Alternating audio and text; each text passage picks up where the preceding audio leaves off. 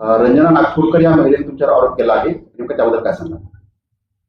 रंजना नागपूरकर ह्या वयस्कर महिलेशी आमचा कुठलाही संबंध नाही व त्यांना मी ओळखत नाही.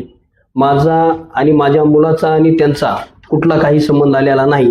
आणि जर आलेला असेल तर त्यांनी ज्या वेळेला काही परळीला जगमित्र कार्यालयावर आले असं म्हणतात, तर त्यावेळेला त्यांनी त्यांचे कॉल डिटेल, लोकेशन, फुटेज सगळं काय जे असेल ते पुरावा द्यावा. त्यांचा आमचा म्हणजे ओळखच नाही, तर त्यांना आम्ही पैसे मागण्याचा किंवा पैसे घेण्याचा हे विषयच येत नाही ना. मी स्वतःहून पोलीस अधीक्षक साहेबांना विनंती करतो, बीडचे SP साहेबांना आणि नागपूरचे SP साहेबांना, की या प्रकाराची सखोल चौकशी झाली पाहिजे. आणि ज्या त्या दिवशी ताईंना सांगितलं की ह्या तारखेला मी इथं आलते, परळी त्यांच्या घरी आले, असं झालं, तर त्या तारखेचे माझे तुम्ही कॉल रेकॉर्ड्स काढा, माझे CDR काढा, माझे लोकेशन्स काढा.